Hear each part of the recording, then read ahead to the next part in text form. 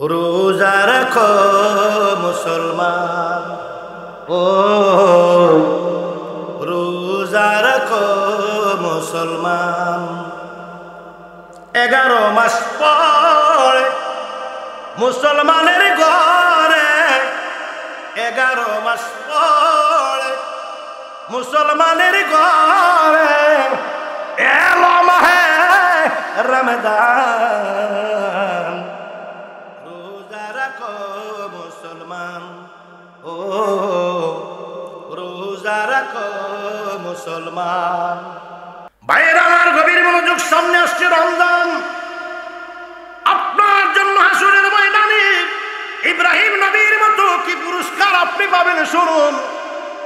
ও নবীর পাগলেরা শোনো, শোনো, শোনো, আমার বাবারা শোনো। হাসরের ময়দানে কি পুরস্কার আছে সামনে রমজান। কুতিবা আলাইকুমুস সিয়াম ওয়া কুতিবা আলাল্লাযীনা মিন ক্বাবলিকুম লাআল্লাকুম লাআল্লাকুম তাত্তাকুন। হ্যাঁ ঈমানদাররা, তোমাদের উপরে রমজানের রোজা ফরজ করা হয়েছে যেমনি করে তোমাদের পূর্ববর্তীদের উপরে ফরজ করা হয়েছিল। এই রমজানে কি পুরস্কার আপনাকে দেওয়া হবে শুনেন। পুরস্কারটা একটু শুনে যান, এরপরে শেষ, মাহফিল শেষ। আল্লাহ বলেন হাসরের ময়দানে নাফসি নাফসি করে যখন মানুষ কাঁদবে, একদল মানুষের মাথার মধ্যে আমি আল্লাহ পাক রব্বুল আলামিন আরশে আজিমের ছায়া দিয়ে রাখবো। তাদের রৌদ্র লাগবে না, সূর্যের তাপ তাদের মাথার মধ্যে লাগবে না। সুবহানাল্লাহ কইতেন না?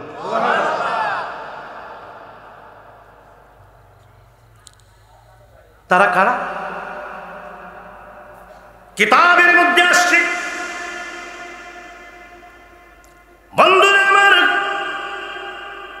হাসরের ময়দানে তাদের কি, তারা একজন আরেকজনের সাথে গল্প করবে, একটা গ্রুপ থাকবে, একটা এরিয়া নিয়ে। অনেকে বলবে ওরা কারা? তাদের মাথার উপরে সূর্য, কিন্তু এরা আনন্দ করছে, ওদের কোনো তাপ নাই, ওদের মাথায় কোনো তাপ লাগছে না, এরা কারা? আল্লাহ জবাব দিয়ে দেবে, তারা ওই লোকগুলো যারা সেহরি থেকে ইফতার পর্যন্ত ঘরে খাবার ছিল, কলসিতে পানি ছিল, এখন কলসিতে থাকে না, বোতলে। তাদের ঘরে পানি ছিল, তাদের ঘরের ভিতরে পর্যাপ্ত পরিমাণ খাবার ছিল। পানির পিপাসায় বুকটা শুকিয়ে গেছে, মুখের মধ্যে একটু পরে পরে থুতু জমে যায়। জিহ্বা আর গলা, কি জিহ্বার গলাটা লেগে যায়, তবু তারা পানি পান করে না। পেটে খিদায়, দিন বড় গরমের দিন, শরীরটা ক্লান্ত হয়ে যায়। তারা ঘরে খাবার আছে, খাবার খায় না একটাই কারণে, ইত্তাকুল্লাহ, আমি আল্লাহর ভয়ে। ইফতারের 1 ঘন্টা, আধা ঘন্টা, 40 মিনিট পূর্বে ইফতারগুলো প্লেটের মধ্যে নিয়ে সাজিয়ে বসে ইফতারের দিকে বারবার তাকায়। চাইলে খাইতে পারে কিন্তু খায় না। বিষয়টা কি? ইত্তাকুল্লাহ। সামনে ট্যাং, লেবুর শরবত, ট্যাং, আফকি, রুহ আফজা, এই ধরনের শরবত নিয়ে বসে একটু পরে পরে তাকায়, মনটা কয়ে খেয়ে ফেলি। এই মুহূর্তে মনে চায়, মনে হয় যদি এমন পিপাসা লাগছে, মনে হয় একটা পুকুরের পানি ডুব দিয়ে খেয়ে ফেলি, এত কষ্ট। মনে হয় বেসিনটা ছেড়ে বেসিনের ট্যাঙ্কির সব পানি নিজে খেয়ে ফেলি, এমন পিপাসা লাগে। আল্লাহ কয়ে তারপরও তারা পানি পান করে নাই। তাদের ফ্রিজের ভিতরে খাবারের অভাব ছিল না, তাদের ঘরের ভিতরে খাবারের অভাব ছিল না, তবু তারা খায় নাই। আমি আল্লাহকে সম্মান করেছে, আমি আল্লাহর হুকুম পালন করেছে, আমি আল্লাহ ইত্তাকুল্লাহ, আমি আল্লাহকে ভয় করেছে। এজন্য আমি আল্লাহ এই রমজানের মাসের কি ইজ্জত করার কারণে আমি আল্লাহ হাসরের ময়দানে তাদের মাথার উপরে আমি আরশে আজিমের ছায়া দিয়ে দিলাম। পাশাপাশি আরেকটা গ্রুপ সেম একই রকম, ওরাও হাসি মজা করছে। ফেরেশতারা কয়, আল্লাহ ওই দলটা কারা? তাদের মতো আরেকটা দল দেখা যায়, ওরাও কি বড় আনন্দে সময় কাটাচ্ছে। সূর্যের তাপ তাদের কি মাথায় লাগে না, জমিনের তাপ তাদের পায়ের নিচে লাগে না। আহা, রোজা রাখো মুসলমান, ও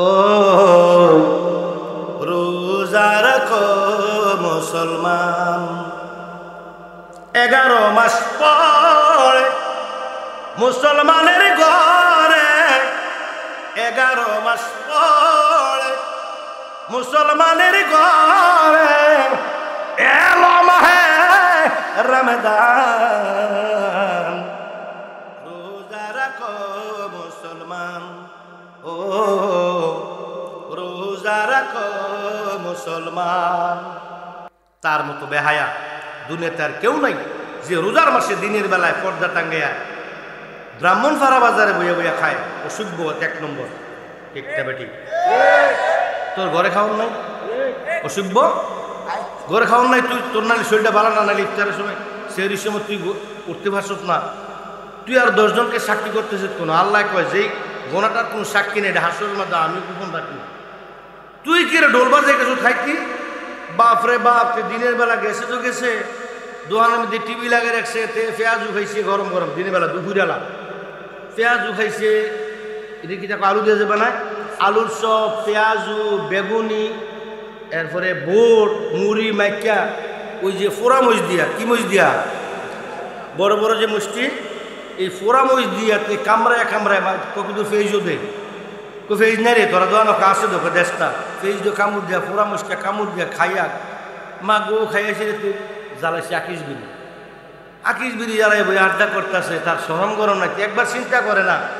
আল্লাহ কয় লাহু মুআক্কিবাতুন মিন বাইনি ইয়াদাইহি ওয়া মিন খালফিহি ইয়াহফাযুনাহু মিন আমরিল্লাহ।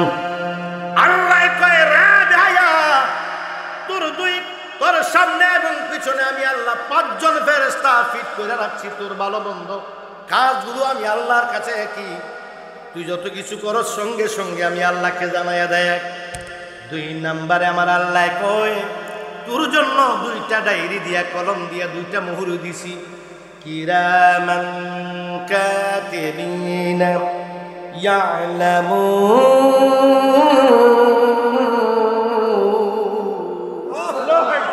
আল্লাহকে তো 2টা 2জন বইছি, তুই দেখোস না? এই বেয়াদব, তুই কেন ব্রাহ্মণ পাড়া বইয়া নাইগর বসে, সাহেবাবাদ বসে, বুড়িচং বসে, বরদুশিয়া বসে, অল্প মাসের দোকানে বসে কেন তুই দিনের বেলা খাচ্ছস? ওই বেয়াদব, তোর কি শরম নাই? তুই ঘরের মধ্যে চুপ করে, তুই অসুস্থ হলেও যদি অসুস্থতার কারণে রোজা রাখতে পারোস, তুই ঘরে চুপ করে খাইতি। আর একদল মানুষের খাচ্ছত খারাপ, অসুস্থ রাহুদ্দা, রমজান মাসে তার গ্যাস্ট্রিক বাড়ে।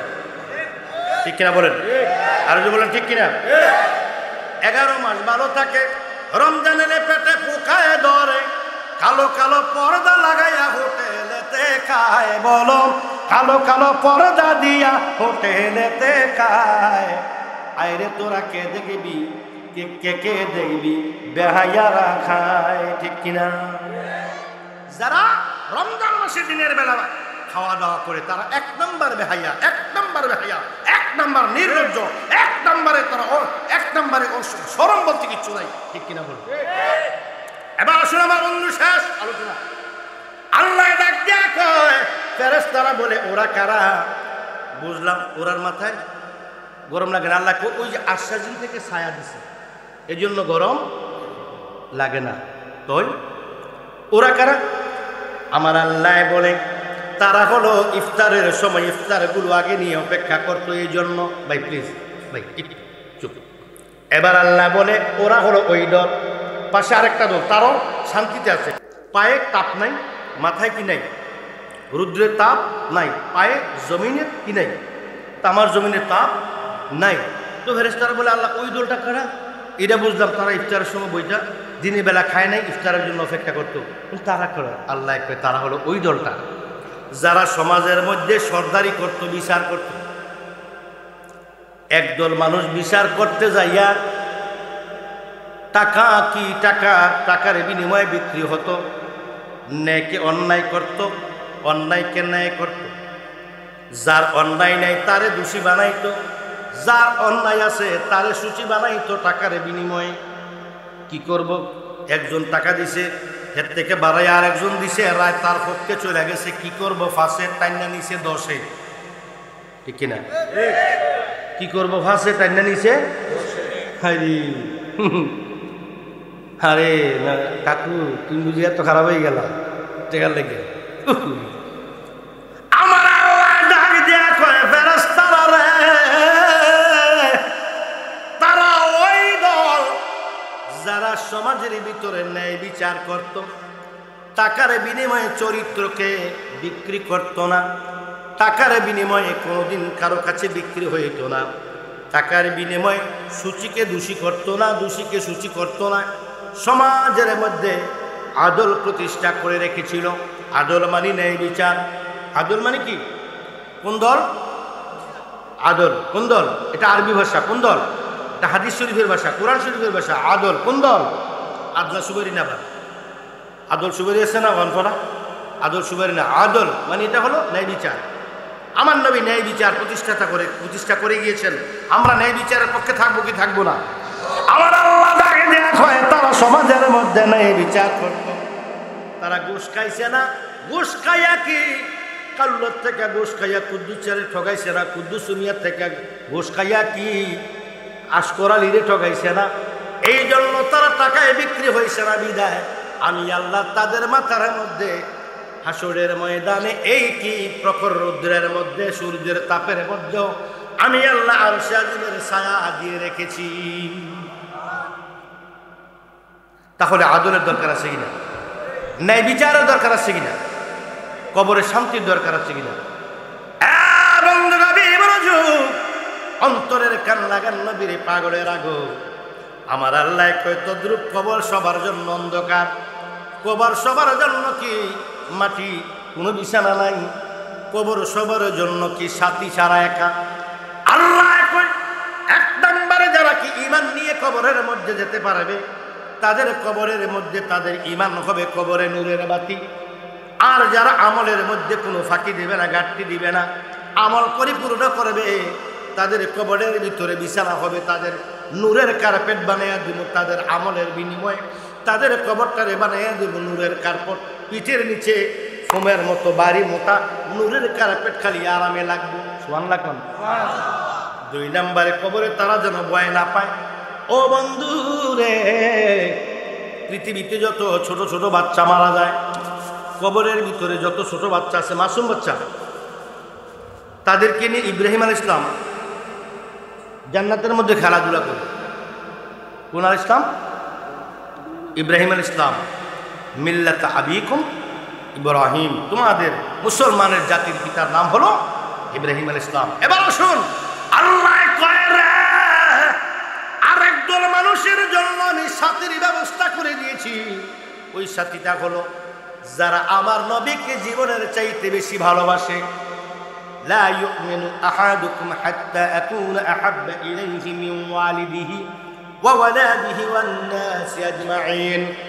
আল্লাহ নবীকে যারা কি জানের চাইতে বিবি, ছেলে, মেয়ে, মা, বাবা, আত্মীয়স্বজন, এমনকি ওয়ামান নাফসাহু নিজের জীবনের চাইতে যারা বিবিকে কি আল্লাহর নবীকে বেশি ভালোবাসে, আমার নবী আল্লাহ কয় কি তারা ঈমানদার। তারা কি? আমার আল্লাহ ডাকে দিয়া কয় আমার নবীকে যারা জানের চাইতে মহাব্বত করবে, মদিনার জমিন থেকে তাদের কবরের ভিতরে সাথী হিসাবে আমার নবী কামনেওয়ালা থাকবে। আয়া তার নবীর প্রেমের দরকার আছে কি নেই? আছে কি নেই? প্রেম কি জ্বালা রে হৃদয় কালা এই জ্বালা আগুনে। নবীর প্রেম কার প্রেম? আমার মনে বলেনি ভাই ইয়াদ আর জ্বালা একবারে একই দিনে হৃদয় কালা এই জ্বালা আগুনে। আমার নবীর প্রেম অন্তরে স্থাপন করো, আল্লাহকে সিজদা করো, বেশি বেশি কোরআন তেলাওয়াত করো। যুবক অনুরোধ করে যাই দুইটা হাত পেতে, ও যুবক সকালবেলা ঘুম থেকে উঠে আপনারা ব্রাশ নেন। কি নেন? ব্রাশ নেন। পরনে থাকে হাফ প্যান্ট, সারা রাত ফেসবুক গুতাইছেন, চোখটি লাল হয়ে থাকে, ঠিক না বেঠিক? অনেক যুবক ভাই আপনাদেরকে অনুরোধ করে যাই রাতে ঘুমানোর সময় ফুল প্যান্ট অথবা পায়জামা অথবা লঙ্গি পরে ডান কাঁধে ঘুমাবেন। একটু দরুদ শরীফ পড়ে অথবা জিকির করে অজু অবস্থায় এই বয়সে আল্লাহকে ডাকলে আল্লাহ একটা ডাকে 70 ডাকের সওয়াব দেয়।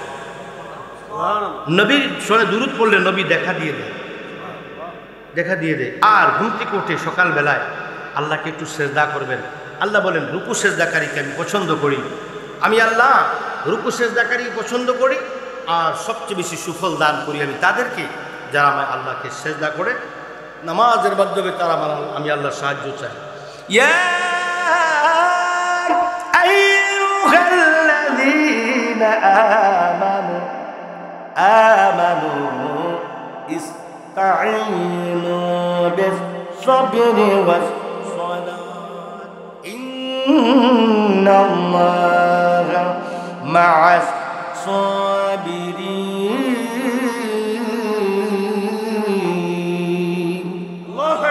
আল্লাহ কয়ে আমি ধৈর্যশীলদের সঙ্গে আছি, আমি তাদেরকে ইয়া আইয়ুহাল্লাযীনা আমানু, হে আমার বিশ্বাসী বান্দারা, আমানুস্তাঈনু বিস-সাবরি ওয়াস-সালাত, যারা নামাজ এবং ধৈর্যের মাধ্যমে আমি আল্লাহকে স্মরণ করে সাহায্য চায় আমি আল্লাহ তাদেরকে কুদরতি সাহায্য করি। সুবহানাল্লাহ বলুন।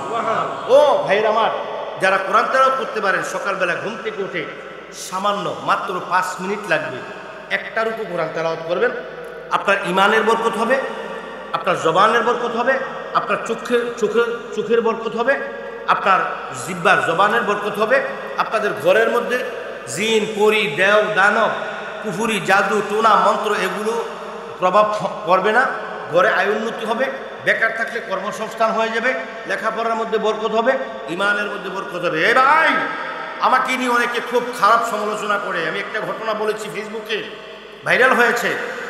আমার আব্বাকে নিয়ে হুন্ডা দিয়ে এক মাহফিলে গেছিলাম, আব্বা হু দিয়েছে, 1 তেল সারা চালাইছে, অনেক সমালোচনা। হারে ভাই, বুঝো না, এটা আমার আব্বার বুজুর্গি নয়, আমার বুজুর্গি নয়, বুজুর্গিটা কোরআনের। কেমনে? আমি ঘটনা পরে আল্লাহকে সাক্ষী রেখে বলছি ঘটনাটা সত্য।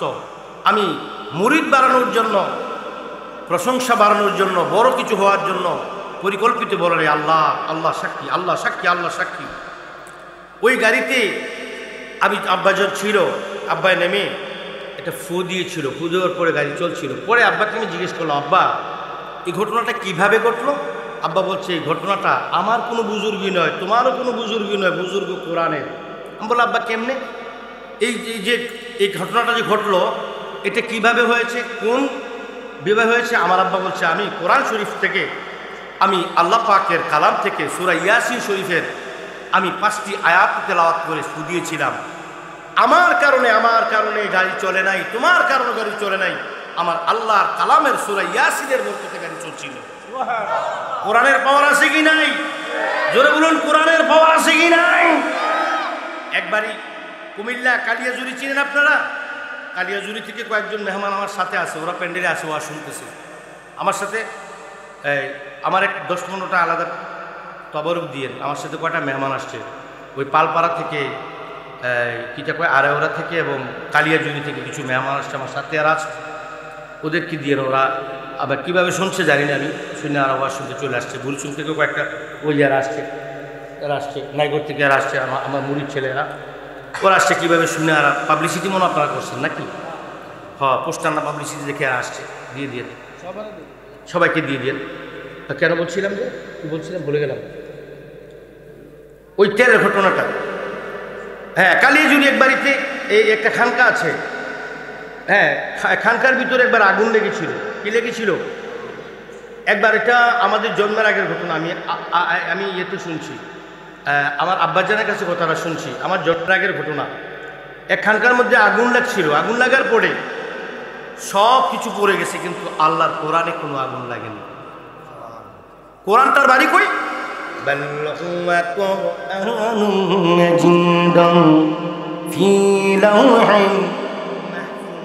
কোরআনের বাড়ি লাউহে মাহফুজে। আল্লাহ বলেন কদ জাআকুম মিনাল্লাহি নূর ওয়া কিতাবুম মুবিন। আমি তোমাদের কাছে দুটি নূর দিয়েছি আমি। একটা নূর হলো আমার কোরআন, আর একটা নূর হলো আমার নবী, তোমার নবী, হায়াতুন নবী, জিন্দা নবী, নূরের নবী, রাহমাতাল লিল আলামিন মুহাম্মাদুর রাসূলুল্লাহ সাল্লাল্লাহু আলাইহি ওয়াসাল্লাম। চিৎকার করে বলুন সুবহানাল্লাহ। তাকবীর।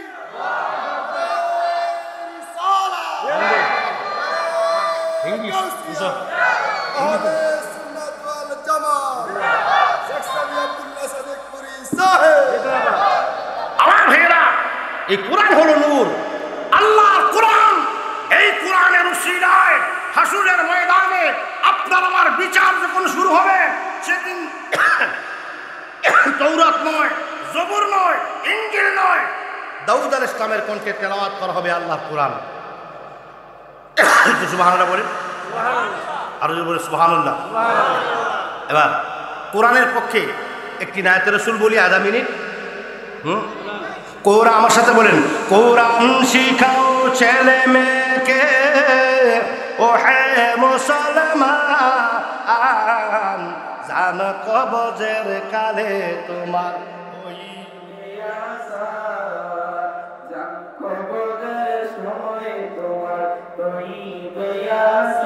বলুন, কোরআন শিখাও ছেলে মেয়েকে, ও হে মুসলমান, জান কবজের সময় তোমার হইবে আসা। বলো, জান কবজের কালে তোমার হইবে আসা। একটি ছেলে আলেম হলে পড়বে কোরআন মৃত্যুকালে, কোরআনে পড়িয়া দুয়া করলে মাফে দিবে রহমান, জান কবজের কালে জান কবজের কালে তোমার। আবার বলো, কোরআন শিখাও ছেলে মেয়েকে, ও হে